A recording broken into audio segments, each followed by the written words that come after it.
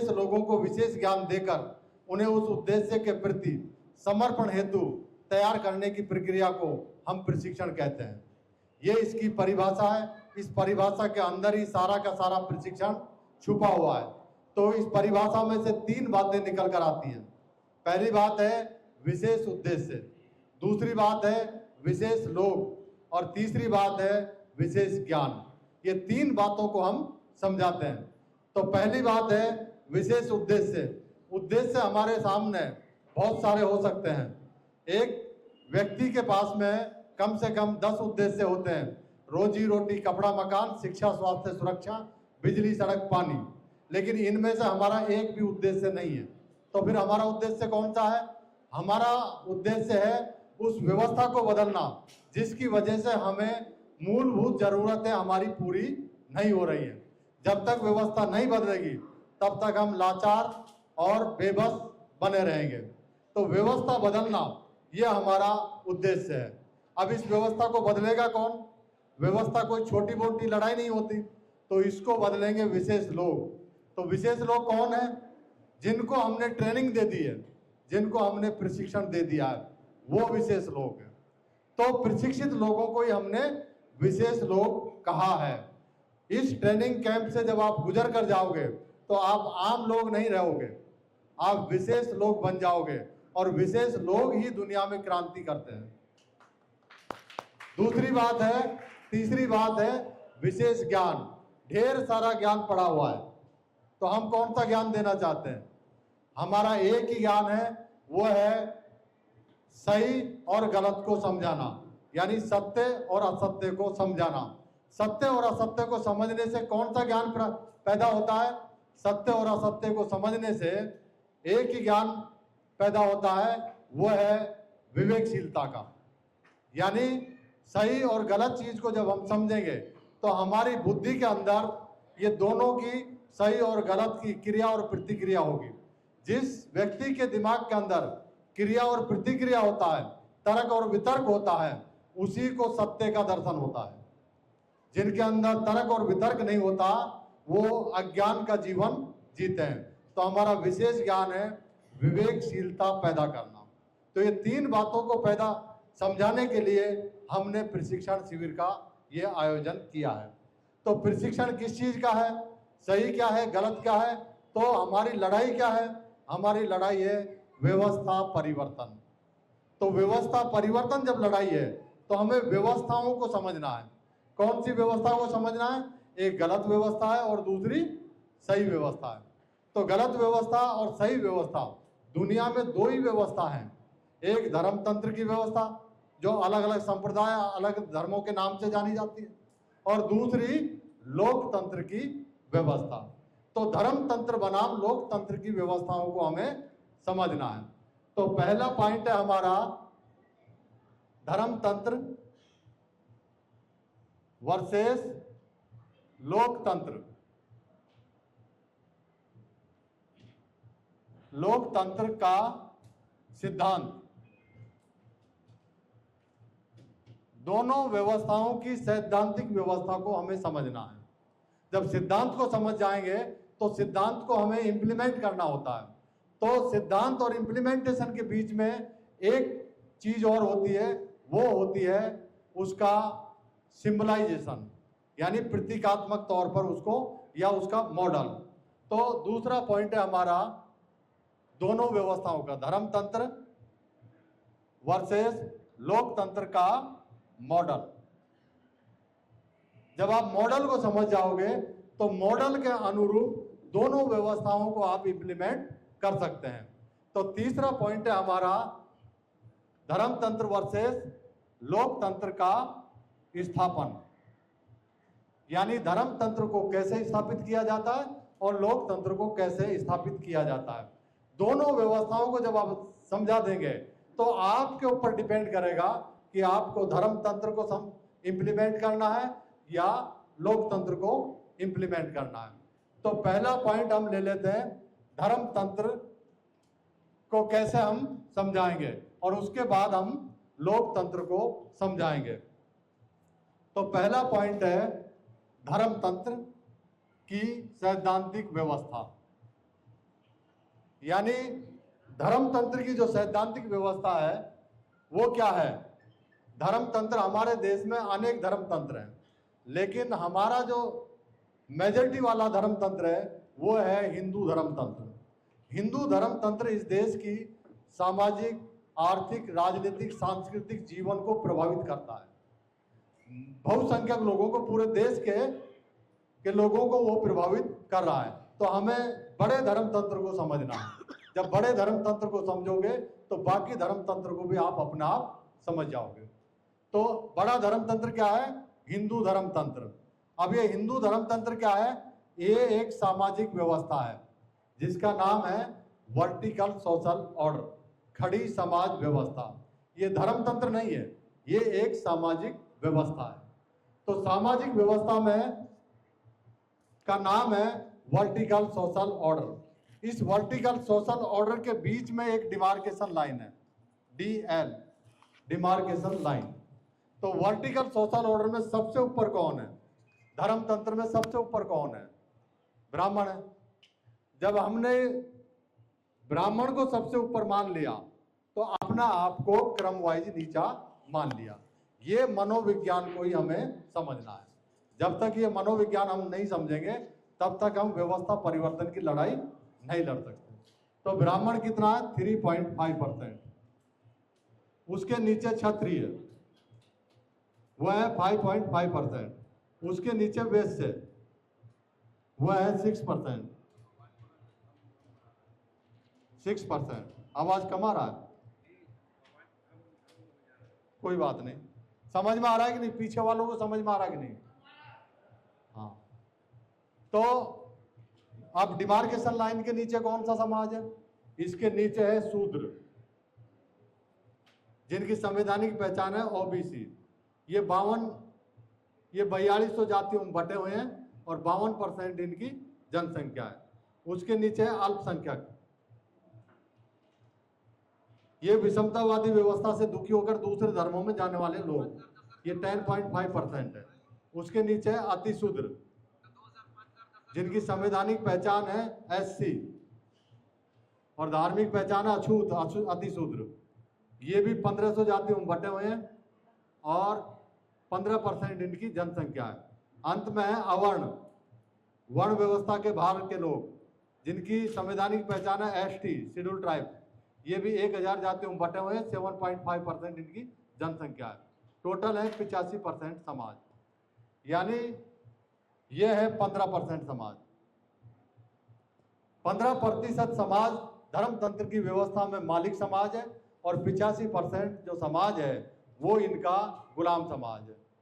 अब ये demarcation line के बीच में, ये डिमार्केशन लाइन कैसे बन गई?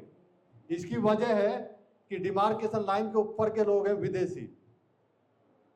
विदेशी आर्य, और डिमार्केशन लाइन के नीचे के लोग हैं मूल निवासी अनार्य।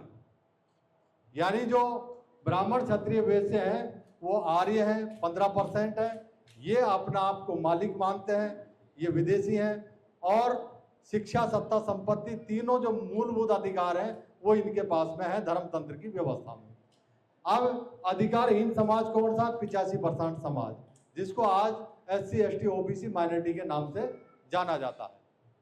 तो ये 85% समाज है। अब इस 85% समाज को ही धर्म की चादर में लपेटकर बहुसंख्यक समाज के ऊपर इसको थोप रखा है। अब इसको कहते हैं धर्मतंत्र। अब ये धर्मतंत्र तो बन गया, लेकिन धर्मतंत्र को समझने के लिए आपको 5 पॉइंट को आपको समझना होगा। पहला है VSO की पृष्ठभूमि।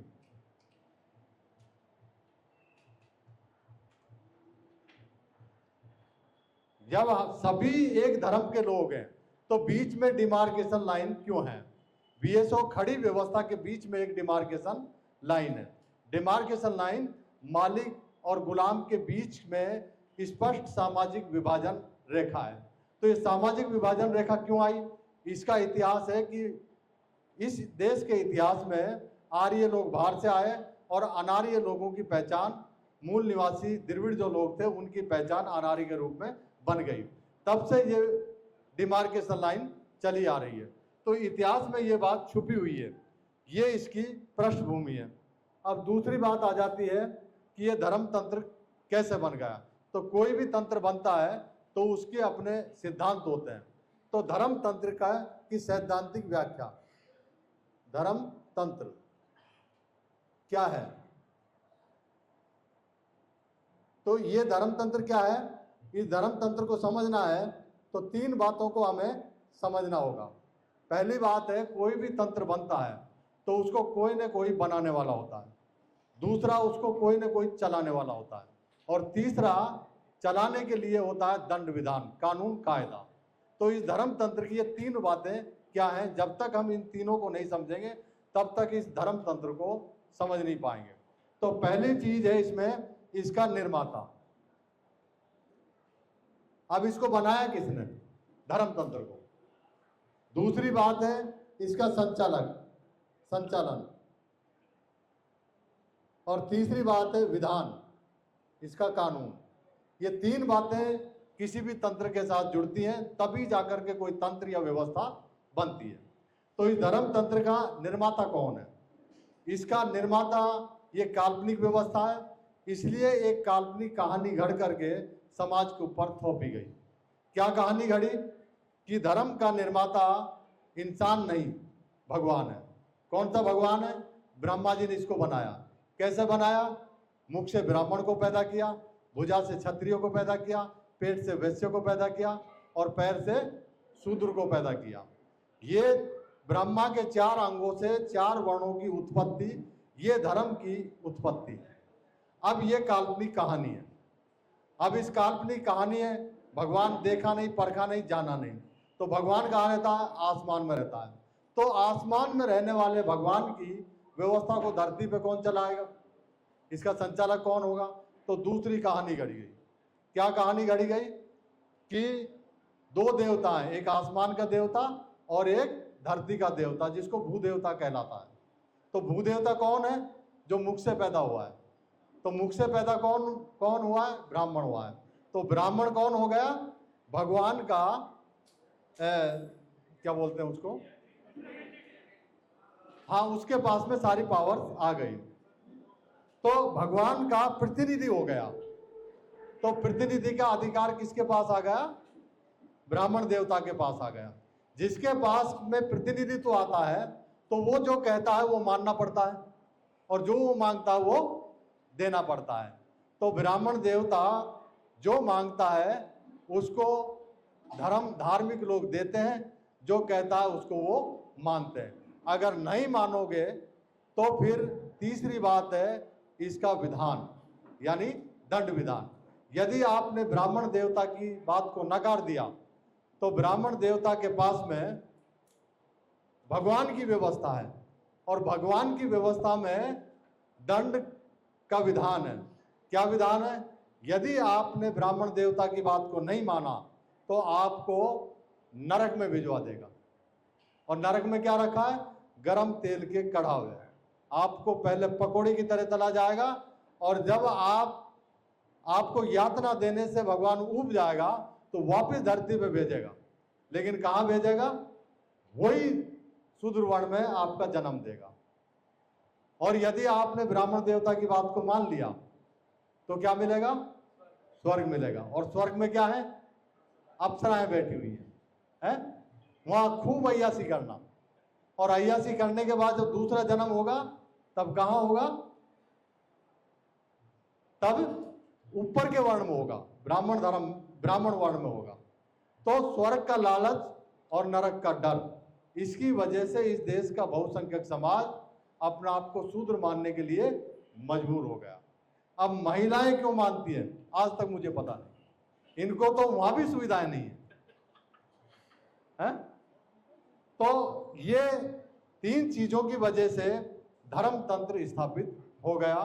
तो धर्म तंत्र तो बन गया, लेकिन अब इस धर्म तंत्र की अपनी विशेषताएं हैं। तीसरा पॉइंट है हमारा धर्म तंत्र की विशेषताएं। जब तक ये विशेषताएं बनी रहेंगी तब तक धर्म तंत्र इस देश के अंदर स्टेब्लिश बना रहेगा। तो क्या विशेषता है? पहली विशेषता है आधार, दूसरी विशेषता है पहचान, और तीसरी विशेषता है नियंत्रण, और चौथी विशेषता है आरक्षण। ये चार विशेषताओं के ऊपर ये धर्मतंत्र टिका हुआ है। तो इसका आधार क्या है? वर्टिकल सोशल ऑर्डर है, इसलिए सभी वर्ण जाति के लोग एक दूसरे के सिर के ऊपर पैर रखकर खड़े हुए हैं। तो खड़ी व्यवस्था है, तो ये सिद्धांत लागू हो जाता है विषमता का। जब तक धर्मतंत्र है तब तक इस देश के अंदर विषमता बनी रहेगी। तो इसका आधार है विषमता का, और विषमता की अपनी क्रोनोलॉजी होती है। विषमता है इसलिए परतंत्रता है, परतंत्रता है इसलिए शत्रुता है, शत्रुता है इसलिए अन्याय है, अन्याय है इसलिए अशांति है, अशांति है इसलिए विनाश है, पतन है।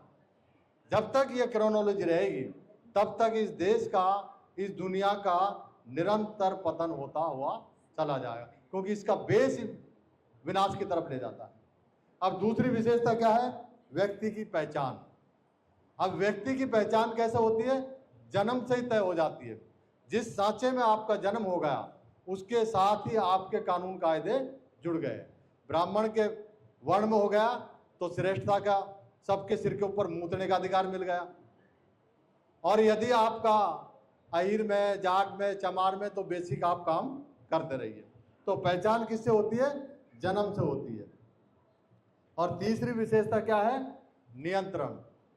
कंट्रोलिंग पावर किसके पास में? जो सबके सिर के ऊपर मूत रहा है, उसी की कंट्रोलिंग रहेगी। तो किसकी कंट्रोलिंग है? ब्राह्मण देवता की। और चौथी और अंतिम विशेषता है आरक्षण। ये क्या है? आरक्षण की व्यवस्था है, जन्म आधारित आरक्षण की व्यवस्था है, स्थायी आरक्षण ये व्यवस्था देती है। ये बात धर्मतंत्र की विशेषता आपको समझ में आ गई। तो अब चौथी बात है इसकी परिभाषा। परिभाषा तो हम चाहेंगे कि एक ही लाइन में इस व्यवस्था को समझ जाएं। तो ये व्यवस्था से आप क्या समझे?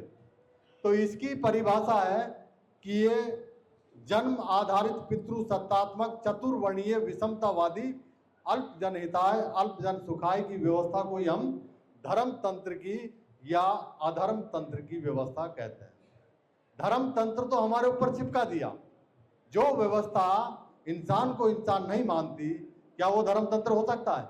नहीं, वो पूरा का पूरा अधर्म तंत्र है। तो ये अधर्म तंत्र की व्यवस्था है। अब दूसरे शब्दों में इसको कह सकते हैं कि ये व्यवस्था क्या है? ये ब्राह्मणों द्वारा ब्राह्मणों के लिए बनाई गई ऊंच नीच की विषमतावादी व्यवस्था को ही हम धर्म तंत्र की व्यवस्था या अधर्म तंत्र की व्यवस्था कहते हैं। अब पांचवी बात आ जाती है इसमें, ये एक विरासत है। जब ये इतनी गंदी है, पूरी की पूरी गंदगी है, तो फिर इसको ये देश ढोते हुए क्यों ला रहा है? ये अपने आप नहीं चली आ रही, इसको पीढ़ी दर पीढ़ी ढोते हुए लाया गया है। कौन ला रहा है? जिसको ज्यादा फायदा देगी। तो किसको फायदा ज्यादा दे रही है? ये पूरे देश को पता चल रहा है। नेपाल वालों को पता चला तो परिणाम आपके सामने है। जिस दिन आपको पता चल जाएगा, नेपाल से तो बहुत बुरा हाल होगा। एक इस देश का एक नेता है, पॉपुलर सबसे बड़ा नेता, उसने कहा कि पूरे देश में केरोसिन छिड़क रखा है, बस एक तीली लगाने की जरूरत है। तो ये एक विरासत है, लेकिन किसकी विरासत है? ये हमारे पुरखों की विरासत नहीं है। अगर हमारे पुरखों की विरासत होती तो क्या वो अपने आप को सबसे नीचे रखते, चौथे नंबर पर रखते, चपरासी बनाते? ये उनके पुरखों की विरासत है, आर्यों की विरासत है, जिसको पीढ़ी दर पीढ़ी ढोते हुए लाए, जिसको ब्राह्मण सांस्कृतिक विरासत के नाम से पीढ़ी दर पीढ़ी इसको ढोते हुए वो लोग लाए। तो ये एक विरासत है। तो मेरे ख्याल से आपको धर्म तंत्र अच्छी तरह समझ में आ गया होगा। आया या नहीं आया? आ गया, आ गया, आ गया। तो आप तैयार हैं? अच्छा है या बुरा? बहुत अच्छा है। बहुत अच्छा है। हाँ जी। तो बहुत अच्छा है, तो फिर आगे बताने की जरूरत नहीं है। नहीं बताइए। तो चलिए अब हम बता देते हैं। ये व्यवस्था आपने अच्छी तरह समझ ली। जब समझ ली तो आपको ये भी समझ में आ गया कि ये व्यवस्था कम से कम हमारी नहीं है और ये इंसानियत की व्यवस्था नहीं है। तो फिर क्या है, इसका विकल्प ढूंढा गया। तो इसका विकल्प है लोकतंत्र। अब इसको जल्दी जल्दी अब हम लोकतंत्र को समझ लेते हैं। जब आपने अधर्म तंत्र को समझ लिया तो अब आप लोकतंत्र को भी तुरंत समझ जाओगे। तो लोकतंत्र क्या है? जहां धर्म तंत्र वर्टिकल सोशल ऑर्डर है, वहीं लोकतंत्र क्या है? हॉरिजेंटल सोशल ऑर्डर है, आड़ी समाज व्यवस्था। 26 जनवरी 1950 के दिन इस देश के अंदर एक बहुत बड़ी क्रांति हुई। क्या हुई? हजारों साल पुरानी जो खड़ी हुई व्यवस्था थी वो 26 जनवरी 1950 के दिन कैसी हो गई? आड़ी हो गई। हुई कि नहीं हुई? उस दिन क्या हुआ? ब्राह्मण, क्षत्रिय, वैश्य और शूद्र एक ही लाइन पर आकर खड़े हो गए। हुए कि नहीं हुए? अब उस दिन के बाद में इस देश के अंदर वापिस क्रांति और प्रतिक्रांति का दौर शुरू हो गया। एक पक्ष आता है कि हमारी खड़ी व्यवस्था बनी रहनी चाहिए और दूसरा पक्ष आता है कि इसने तो अन्याय किया है, समता की व्यवस्था स्थापित होनी चाहिए। तो अब आप लोकतंत्र की या समता की व्यवस्था को हम हल्का सा समझा देते हैं। तो इसको भी समझने के लिए हमें वही 5 पॉइंट समझने हैं। पहला बात समझना है कि HSO की पृष्ठभूमि, इसका आधार क्या है? हॉरिजेंटल सोशल ऑर्डर का। वर्टिकल सोशल ऑर्डर और हॉरिजेंटल सोशल ऑर्डर में एक ही अंतर है। वर्टिकल सोशल ऑर्डर या धर्म तंत्र की व्यवस्था में डिमार्केशन लाइन है, DN, और हॉरिजेंटल सोशल ऑर्डर या लोकतंत्र की सोशल ऑर्डर में डिमार्केशन लाइन नहीं है। क्या है? सारे के सारे लोग एक ही लाइन के ऊपर खड़े हुए हैं, कोई दोस्त नहीं है, कोई दुश्मन नहीं है। तो ये इसकी पृष्ठभूमि है। और ये कैसे बनी? क्योंकि हजारों साल से इस देश के अंदर विषमता की व्यवस्था काम कर रही थी। उस व्यवस्था को बदलने के लिए 389 सदस्यों ने 2 साल 11 महीना 18 दिन के अंदर उस व्यवस्था को बनाया। डॉक्टर बाबा साहब अम्बेडकर ने 26 नवंबर 1949 को उसको संवैधानिक जो संसद बनी थी, संविधान समिति, उसको सौंप दिया। उस समिति ने 26 जनवरी 1950 के दिन उसको देश में लागू कर दिया। तो इसमें एक फर्क और समझ लीजिए, जो धर्म तंत्र है वो थोपा गया है और लोकतंत्र को लागू किया गया है। लागू करने का मतलब होता है हमारी सहमति से लागू किया है, क्योंकि हमने संविधान समिति के सदस्यों को चुनकर दिया था। उन्होंने हमारा प्रतिनिधित्व करते हुए लोकतंत्र को बनाया और हमारी सहमति से उसको लागू किया, जबकि धर्म तंत्र को हमारे ऊपर थोपा जाता है। ये फर्क है। अब हम दूसरी बात पर आ जाते हैं, लोकतंत्र की व्यवस्था। सिद्धांत, तो कोई भी तंत्र बनता है तो वो 3 बातों से बनता है। कोई ना कोई उसका बनाने वाला निर्माता होता है, कोई ना कोई उसका चलाने वाला यानी संचालक होता है, और कोई ना कोई उसका विधान होता है, दंड विधान। तो आप समझ सकते हैं तुलनात्मक तरीके से, जहां धर्म तंत्र को किसने बनाया? काल्पनिक भगवान ने बनाया। और लोकतंत्र को किसने बनाया? 389 सदस्यों ने, यानी वास्तविक इंसानों ने बनाया। तो इंसानों ने इस व्यवस्था को बनाया, और तो इसका निर्माता कौन है? मानव है। और धर्मतंत्र का निर्माता कौन है? काल्पनिक ईश्वर है। अब इसको चलाएगा कौन? धर्मतंत्र को कौन चलाता है? झूठा ब्राह्मण चलाता है। और इसको कौन चलाएगा? वास्तविक जनता चलाएगी। जनता लोकतंत्र का अप्रत्यक्ष रूप से जनता लोकतंत्र को चलाती है। 5 साल के लिए जनप्रतिनिधि चुनकर देती है। यदि जनता के हितों के हिसाब से जनप्रतिनिधि काम नहीं करते हैं तो उन्हें उनको बदलने का अधिकार है, और अगर करते हैं तो रिपीट करने का भी अधिकार है। तो इसको कौन चलाता है? जनता चलाती है। अब इसका दंड विधान क्या है? इसका दंड विधान वास्तविक है। धर्मतंत्र का दंड विधान क्या था? स्वर्ग का लालच और नरक का डर। और लोकतंत्र का दंड विधान क्या है? मृत्यु का डर और पुरस्कार का लालच। यदि देश का नागरिक विधि के दायरे में रहते हुए अच्छा काम करता है तो उसे लोकतंत्र भारत रत्न तक का पुरस्कार देता है, और विधि के दायरे में रहते हुए यदि देश का नागरिक गलत काम करता है तो उसे लोकतंत्र मृत्यु दंड तक की सजा देता है। तो ये मृत्यु और पुरस्कार, और इसी जन्म में देता है। अगला पिछला जन्म की कोई अवधारणा इसमें नहीं है। तो लोकतंत्र क्या है? इसका निर्माता वास्तविक इंसान है, इसका चलाने वाली वास्तविक जनता है, और इसका दंड विधान मृत्यु और पुरस्कार के रूप में वास्तविक दंड विधान है। तो ये दूसरी बात आ गई। अब इस व्यवस्था की भी अपनी विशेषता है। तो लोकतंत्र की भी 4 विशेषता है। पहली विशेषता इसका आधार, दूसरी विशेषता इसका नियंत्रण, तीसरी विशेषता इसका पहचान, और चौथी विशेषता इसका आरक्षण। दोनों को तुलनात्मक तरीके से समझिए। धर्मतंत्र का आधार क्या है? खड़ा है, तो विषमता का सिद्धांत लागू हो गया। और लोकतंत्र का आधार क्या है? हॉरिजेंटल है, आड़ा है, तो समता का सिद्धांत लागू होगा। तो समता का सिद्धांत लोकतंत्र में लागू होता है, और समता की अपनी क्रोनोलॉजी है।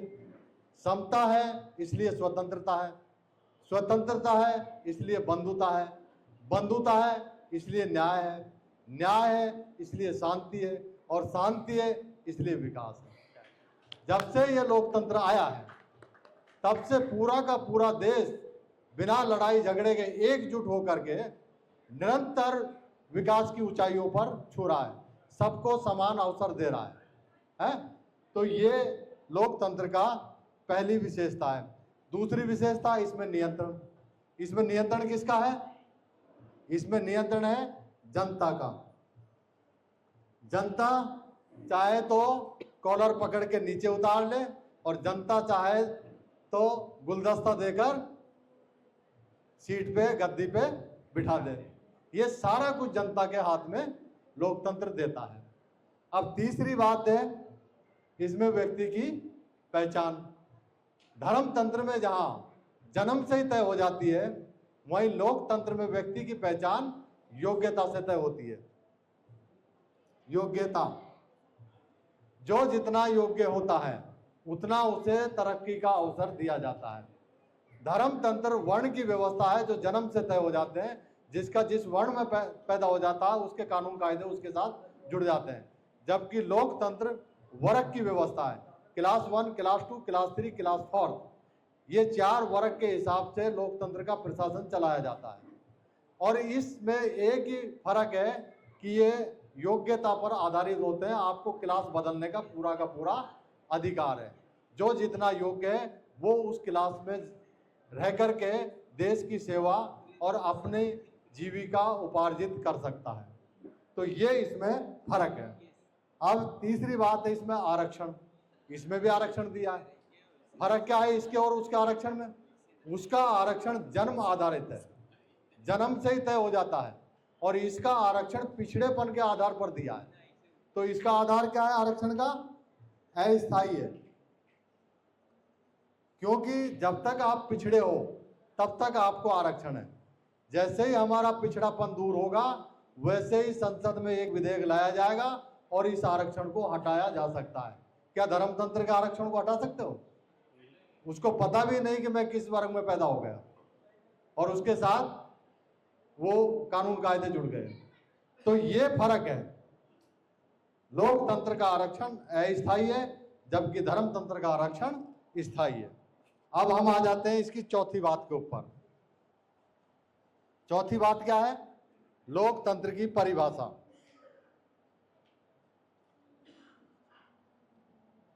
क्या परिभाषा? एक ही लाइन में कैसे समझेंगे?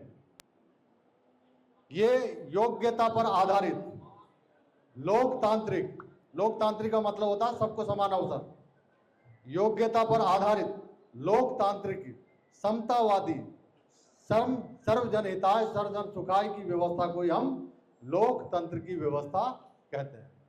दूसरे शब्दों में हम इसको कह सकते हैं लोगों की, लोगों द्वारा लोगों के लिए बनाई गई व्यवस्था को हम लोकतंत्र की व्यवस्था कहते हैं। इस व्यवस्था को आप अच्छी तरह समझ गए होंगे।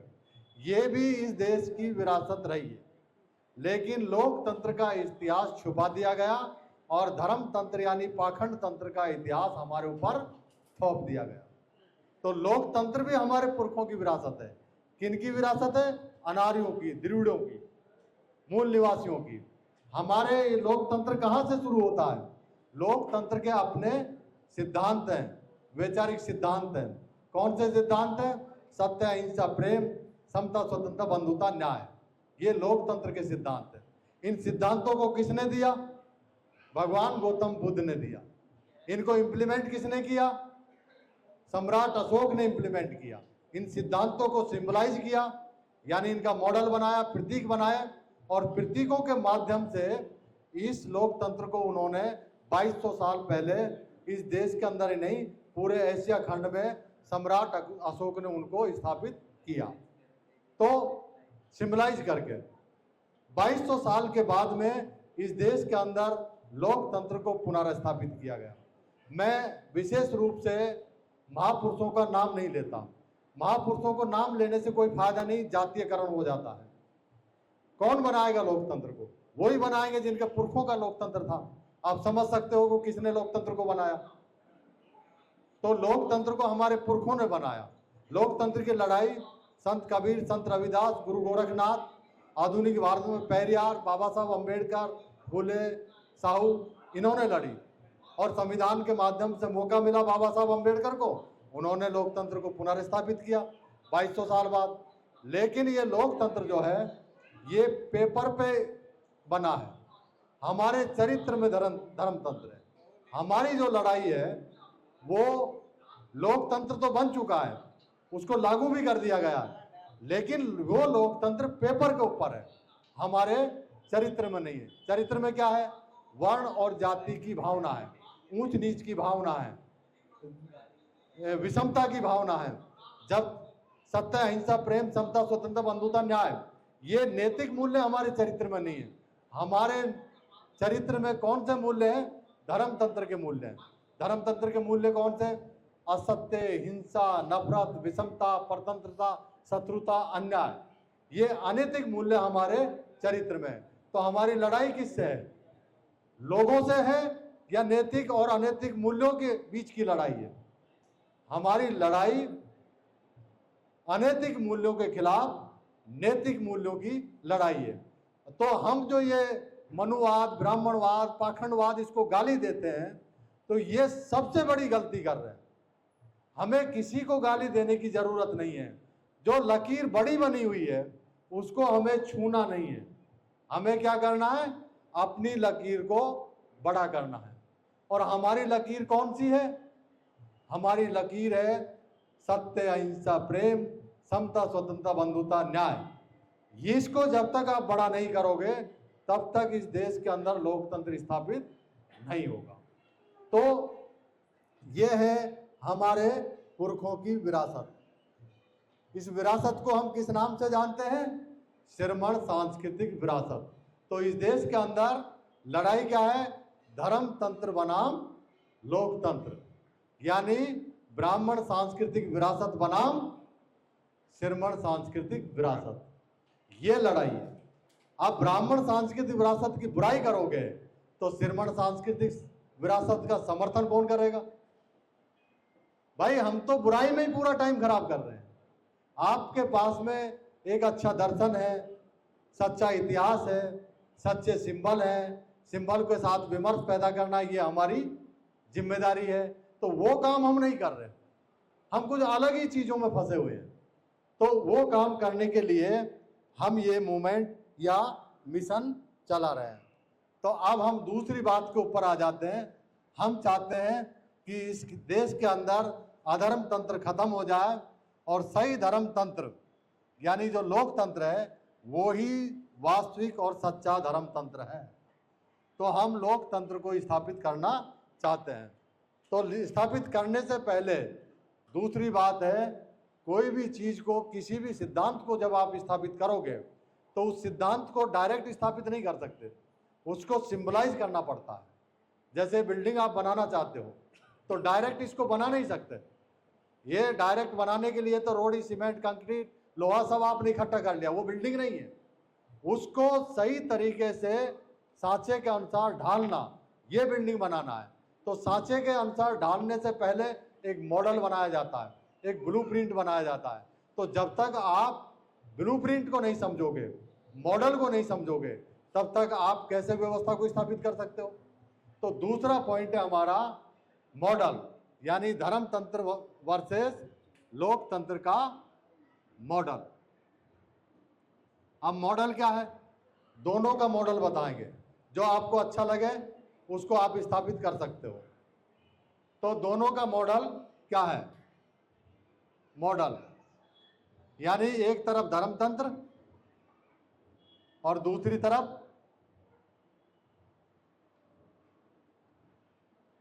लोकतंत्र। तीन चीजों से मॉडल बनता है। कोई भी चीज का अस्तित्व खड़ा होता है तो दो पैरों पर नहीं होता, तीन पैरों पर खड़ा होता है। तो हर चीज, जो बुद्ध का सिद्धांत है ना, त्रिरत्न, वो सब कुछ है। और सारा जो विज्ञान है तीन बातों के ऊपर ही टिका हुआ है। तो मॉडल में क्या बनेगा? धर्मतंत्र का मॉडल क्या है? तो किसी भी मॉडल का पहला चीज होता है उसका निशान, दूसरा चीज होता है उसका विधान, और तीसरा चीज होता है उसका संस्थान।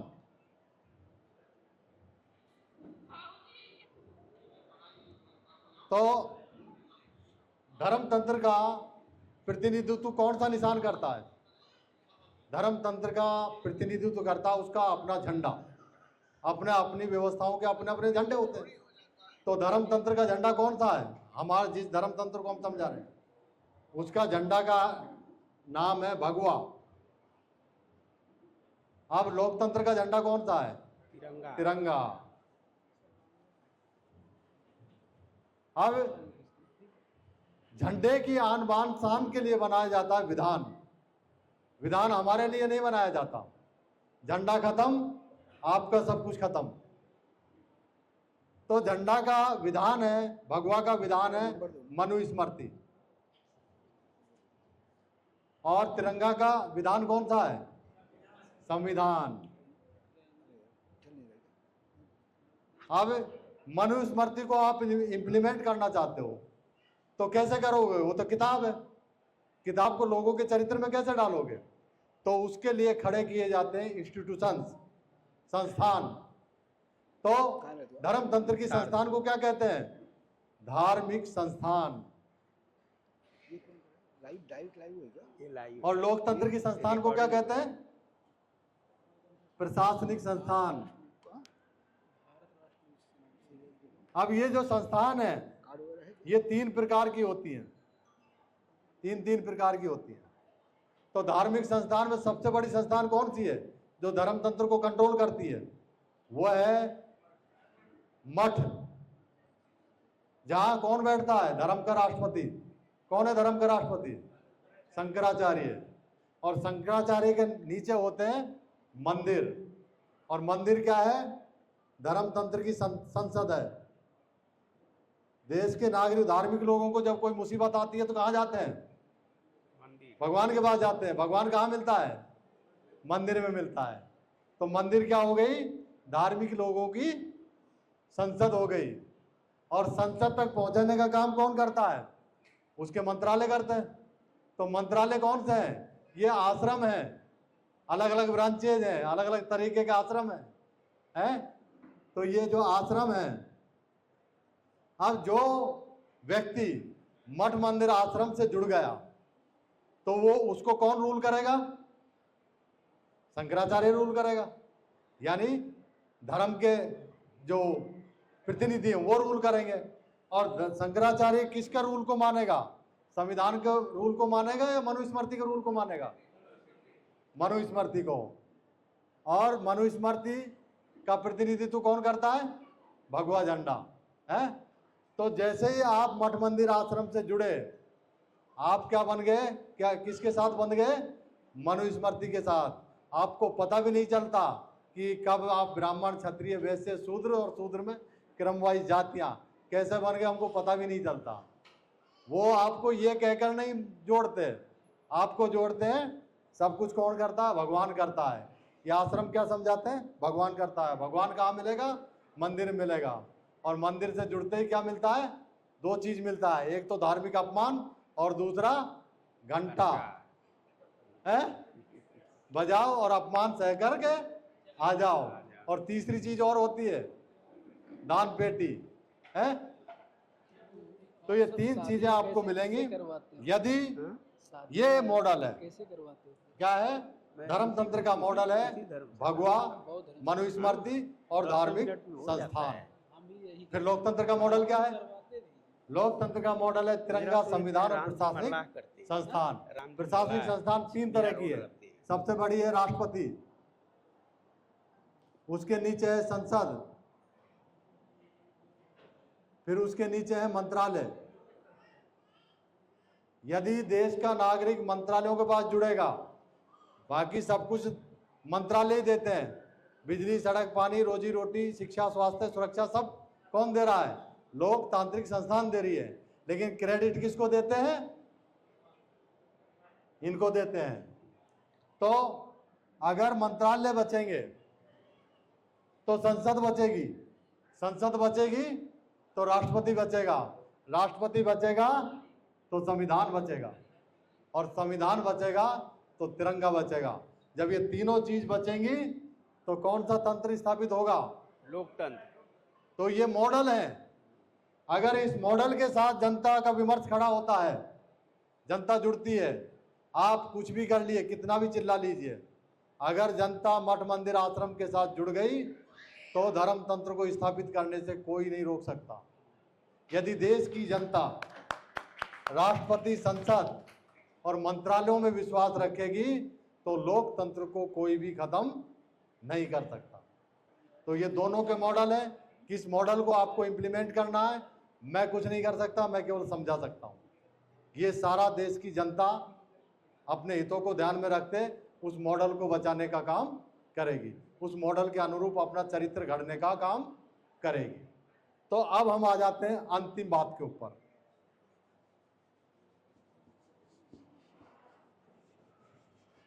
अब अंतिम बात क्या है? अब अंतिम बात है कि आप इन व्यवस्था को स्थापित कैसे करोगे? स्थापन। आप बोलोगे बातें तो अच्छी हैं, लेकिन यार इनको करें कैसे? तो जब तक आप करना नहीं जानोगे तब तक आप अपनी व्यवस्था को कैसे स्थापित करोगे? तो इसके लिए अब अंतिम बात है कि धर्म तंत्र बनाम लोकतंत्र को कैसे स्थापित किया जाता है। तो किसी भी चीज को स्थापित करना होता है तो एजेंडा बेस्ड मूवमेंट चलाया जाता है। तो एजेंडा भी 3 पॉइंट होता है। 3 बातों को यदि समाज में स्थापित कर दिया तो व्यवस्था स्थापित हो जाती है। तो अब हम आ जाते हैं लास्ट बात के ऊपर। बस जल्दी से मैं इन बातों को समझा देता हूं। और तो क्या है धर्म तंत्र एजेंडा? एजेंडा किसका? धर्म तंत्र वर्सेस लोकतंत्र का एजेंडा। अब इसको ऐसे भी कह सकते हैं,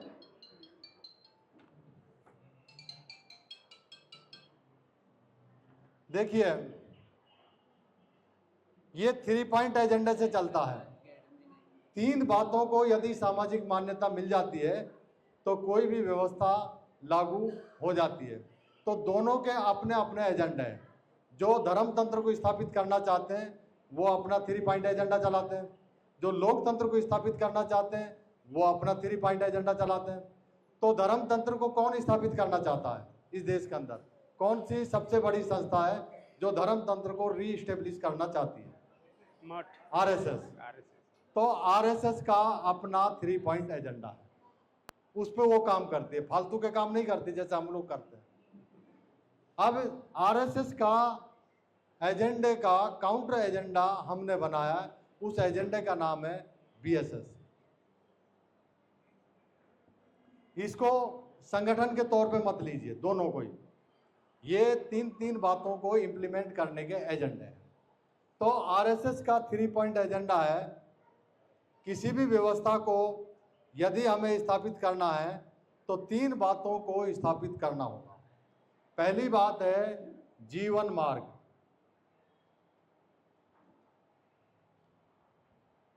दूसरी बात है जीवन विधान, और तीसरी बात है जीवन आइकॉन। ये 3 बातों को यदि आपने इंप्लीमेंट कर दिया तो व्यवस्था इंप्लीमेंट हो जाती है। तो आरएसएस वर्सेस बीएसएस, इसके अपने अपने 3 पॉइंट एजेंडा है। तो पहले मैं इन 3 पॉइंट एजेंडा को समझा देता हूं। तो आरएसएस का 3 पॉइंट एजेंडा क्या है? तो सब उसका एक ही काम है कि जैसे ही इस धरती पे इस देश के अंदर कोई बच्चे का जन्म हो गया तो सबसे पहले उसका जीवन मार्ग तय करो कि वो किस जीवन मार्ग पे जीते हुए अपना जीवन यापन करेगा। तो दुनिया में 2 ही मार्ग हैं, एक अज्ञान का मार्ग और दूसरा ज्ञान का मार्ग। अज्ञान के मार्ग का जो प्रतिनिधित्व करता है उस मार्ग का नाम है भक्ति मार्ग, और इस्लाम के नज़रिए से देखें तो उसका नाम है इबादत का मार्ग, और ईसाईयत के नज़रिए से देखें तो उसका नाम है प्रेयर का मार्ग। तो हम किसको समझा रहे हैं? धर्मतंत्र, हिंदू धर्मतंत्र को समझा रहे हैं। तो हिंदू धर्मतंत्र का मार्ग है भक्ति मार्ग। अब भक्ति से क्या होता है? भक्ति से अज्ञान पैदा होता है और अज्ञान से भगवान पैदा होता है। जो भगवान को मानता है वो क्या कहलाता है? हिंदू कहलाता है, मुसलमान कहलाता है, ईसाई कहलाता है? हिंदू कहलाता है। वो हिंदू कहलाता है। तो भक्ति से अज्ञान, अज्ञान से भगवान और भगवान से पहचान। जैसे ही आप भगवान को मानते हो तो आप क्या बन गए? हिंदू बन गए। जैसे ही इबादत के मार्ग से अल्लाह, अल्लाह से पहचान, जैसे ही आप अल्लाह को मानते हो तो आपकी पहचान क्या बन गई? मुसलमान। प्रेयर को करते हो तो आपकी पहचान क्या हो गई? ईसाई। तो ये सारा का सारा जो खेल है वो आइडेंटिटी का है, पहचान का है। कोई धर्म अधर्म नहीं होता, इंसानियत होती है। तो ये पहचान के लिए, संप्रदाय बनाने के लिए ये सारे खेल खेले जाते हैं। तो यदि आप भक्ति मार्ग पे चलते हो तो आपकी पहचान क्या बन गई? हिंदू की। और जैसे ही आप हिंदू बनते हो तो हिंदू का अपना विधान है, मुसलमान का अपना विधान है, ईसाई का अपना विधान है। तो क्या है? हिंदू बन गए तो क्या लागू हुआ? मनुस्मृति। मुसलमान बने तो क्या लागू होगा? कुरान। ईसाई बन गए तो क्या लागू होगा? बाइबिल। ये सारा खेल है। तो मनुस्मृति जैसे ही लागू होगी तो मनुस्मृति को पीढ़ी दर पीढ़ी आपको इंप्लीमेंट करना है। तो हम चले जाएंगे तो क्या बच जाते हैं? सिंबल बच जाते हैं, प्रतीक बच जाते हैं। जैसे बाबा साहब चले गए, पेरियार साहब चले गए, तो पेरियार साहब क्या हैं? सिंबल है, प्रतीक है। अगर ये प्रतीक घर में लगा रहा तो पीढ़ी दर पीढ़ी लोकतंत्र चलता हुआ चला आएगा। और इसकी जगह भगवान लगा हुआ तो धर्मतंत्र चला रहेगा। तो आइकॉन होते हैं। तो आइकॉन कौन से जीवन आइकॉन? ये काल्पनिक होते हैं। यदि आप धर्म तंत्र को स्थापित करना चाहते हो तो आपको भक्ति मार्ग पर चलना होगा, मनुस्मृति के मनोविज्ञान को मानना होगा और काल्पनिक प्रतीकों को साथ आपको विमर्श खड़ा करना होगा। काल्पनिक प्रतीक कौन सा है? दार्शनिक, ऐतिहासिक और सांस्कृतिक। भय, भक्ति, भाग्य, भगवान, स्वर्ग, नरक, पाप, पुण्य, हवन, यज्ञ। इनके साथ यदि आप जुड़ गए तो आप इन प्रतीकों के साथ जुड़ गए तो आप मनुस्मृति के दायरे में आ गए, भगवान के दायरे में आ गए और धर्म तंत्र इस देश के अंदर स्थापित हो जाएगा। तो आरएसएस क्या चलाता है? 3 पॉइंट एजेंडा। कौन सा? कि भक्ति मार्ग पे चलना है, मनुस्मृति को मानना है और काल्पनिक प्रतीकों को घर घर तक पहुंचाना है। ये आरएसएस का 3 पॉइंट एजेंडा है। अब इसका काउंटर एजेंडा क्या है? भक्ति मार्ग पे यदि चलना है तो इसका विकल्प क्या है? वो विकल्प है ध्यान मार्ग। और ये ध्यान मार्ग का संबंध कहां से जुड़ा हुआ है? आसमान से जुड़ा हुआ है या बुद्धि से जुड़ा हुआ है? बुद्धि से। भक्ति का संबंध आसमान से जुड़ा हुआ है, अज्ञान से जुड़ा हुआ है। और ध्यान का संबंध कहां से जुड़ा हुआ है? बुद्धि से जुड़ा हुआ है। और बुद्धि के अंदर क्या होता है? तर्क वितर्क होते हैं। और तर्क वितर्क क्या करते हैं? सही बात को पता करते हैं। यानी सही एक ही बात है, सब कुछ बैलेंस में चलता है, समता के साथ चलता है। तो हमारा जीवन मार्ग क्या है? ध्यान मार्ग। ध्यान से क्या होता है? ध्यान से विज्ञान होता है, विज्ञान पैदा होता है, विज्ञान से ज्ञान पैदा होता है और ज्ञान दुनिया में एक ही है, सब कुछ बैलेंस में चलता है, यानी समता के हिसाब से चलता है। और समता का अपना विधान है। समता का विधान कौन सा है? संविधान। तो ध्यान मार्ग पे चलोगे तो संविधान आपके जीवन में अपने आप लागू हो जाएगा। आपको किसी का भी नाम लेने की जरूरत नहीं है। बुद्ध का नाम लोगे तो आपको बुद्धिस्ट करके अलग कर दिया जाएगा। बाबा साहब का नाम लोगे तो महार चमार बना के आपको अलग कर दिया जाएगा। हमको बड़ी चतुराई से मूवमेंट चलाना है। अगर हमको सही मायने में इस देश के अंदर बुद्धवाद, फूलेवाद, अंबेडकरवाद, पेरियारवाद को पैदा करना है तो हमें इनका नाम में कुछ नहीं रखा है, काम में सब कुछ है। तो मैं इसलिए कैडर इसलिए समझा देता हूं, मेरी जुबान से कभी भी महापुरुषों के नाम नहीं आते। उनका काम आता है, काम की जरूरत है। काम होगा तो महापुरुष अपना आप पैदा हो जाएगा, अपना आप जिंदा आके आपके सामने खड़ा हो जाएगा। जैसे वो जी भक्ति मार्ग पे काम करते हैं तो कहने की जरूरत नहीं, भगवान उसके सामने खड़ा हो जाता है, कल्पनाएं खड़ी हो जाती है। अगर इनके मार्ग पे काम करोगे तो अपना आप महापुरुष आपके सामने खड़े हो जाएंगे। तो ध्यान से संविधान पैदा होगा और संविधान को पीढ़ी दर पीढ़ी अगर जिंदा रखना है तो आपको आइकॉन पैदा करने होंगे और वो भी वास्तविक। तो ये 3 पॉइंट एजेंडा है।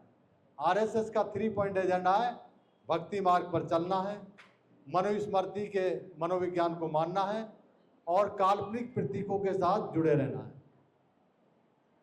इसके विकल्प के तौर पे बीएसएस का काम क्या है? बीएसएस का काम है ध्यान मार्ग पे चलना है, संविधान को मानना है और वास्तविक प्रतीकों को घर घर तक पहुंचाना है। यदि आप ध्यान, संविधान और वास्तविक आइकॉन को सामाजिक मान्यता दिलाते हो तो कौन सा तंत्र स्थापित होगा? लोकतंत्र।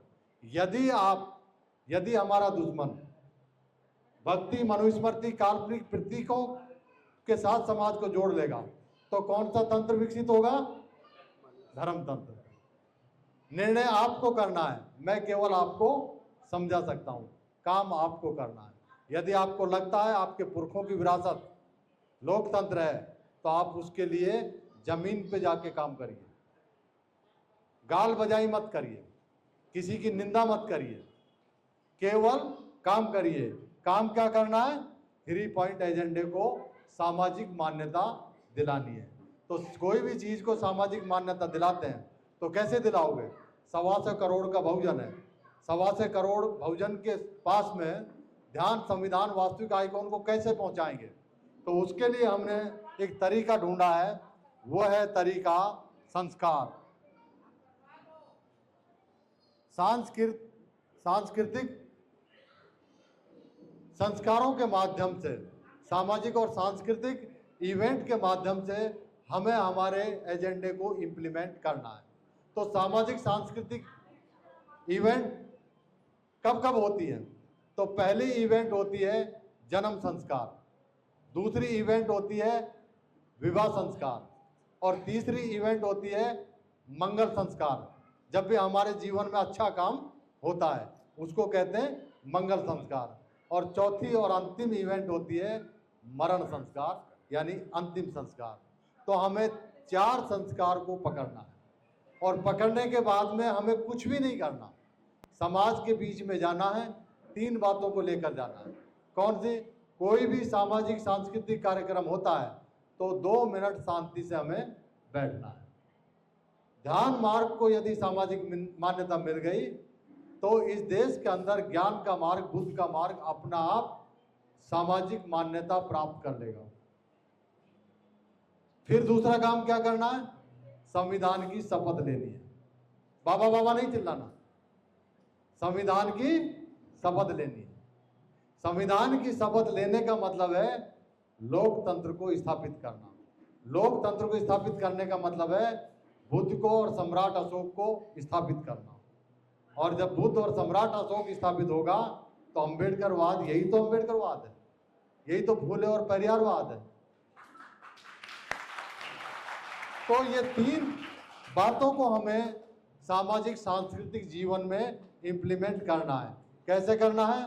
कोई भी सामाजिक सांस्कृतिक कार्यक्रम होता है तो 2 मिनट शांति से बैठना है, कुछ नहीं बोलना। ध्यान में वो ताकत है, वो अपना आप सब कुछ बता देगा, क्योंकि वो विरासत है, उसके पीछे दर्शन है, उसके पीछे इतिहास है, उसके पीछे संस्कृति है। केवल ध्यान की बात करिए, अपना आप विरासत खड़ी होती हुई चली जाएगी। वो भगवान की बात करते हैं, अपना आप उनकी विरासत खड़ी होती हुई चली जाती है। उनका झूठा दर्शन खड़ा हो जाता है, झूठा इतिहास खड़ा हो जाता है, झूठे विमर्श खड़े हो जाते हैं। तो ध्यान 2 मिनट अवश्य करवाना है। कोई फूल मालाएं नहीं चढ़ानी, गले में माला विचारों पे ताला, ऐसा काम नहीं करना। जब माला डाल देते हैं महापुरुषों से, इतना बुरा दिखते हैं महापुरुष, ऐसे लगते हैं मर गए। मुझे तो बहुत गंदे लगते हैं, चाहे किसी को अच्छा लगे बुरा लगे। दीप का मतलब है ज्ञान का प्रतीक, ये जिंदा, इनको जिंदा रखिए। तो दीप जलाइए, 2 मिनट ध्यान साधना कीजिए। दूसरा काम क्या करना है? संविधान की शपथ दिलाना है। और तीसरा काम क्या करना है? कहाँ गए हमारे आइकॉन्स? वो कैलेंडर है, हमने वो बनाया, घर घर तक पहुंचाना है। 1 करोड़ घर तक भी पहुंच गया, 1 करोड़ लोगों को आपने शपथ दिला दी, 1 करोड़ों को ध्यान मार्ग पे लिया है, तो अपना आप हमारी श्रीमण सांस्कृतिक विरासत पैदा होती हुई चली जाएगी। इस उम्मीद के साथ कि ये जो मैंने बातें बताई हैं, ये निंदा करने के लिए नहीं बताई, ये केवल समझने के लिए बताई है। आप बिल्कुल जो एक पक्ष है धर्म तंत्र का या अधर्म तंत्र का, उस पर मौन धारण कर लीजिए, और जो दूसरा पक्ष है लोकतंत्र का, जुबान केवल उसी पर खोलिए। जब हम लोकतंत्र के ऊपर या हमारे विरासत के ऊपर ये 3 काम करेंगे तो सारी बातें अपने आप इम्प्लीमेंट होती हुई चली जाएंगी। इस उम्मीद के साथ और इस अपेक्षा के साथ कि हम ध्यान मार्ग को अपनाएंगे, संविधान की शपथ लेंगे और वास्तविक प्रतीकों को घर घर तक पहुंचाएंगे, ऐसी अपेक्षा और अपील के साथ मैं अपनी बात को विराम देता हूं। जय लोकतंत्र, जय संविधान, जय भारत। धन्यवाद।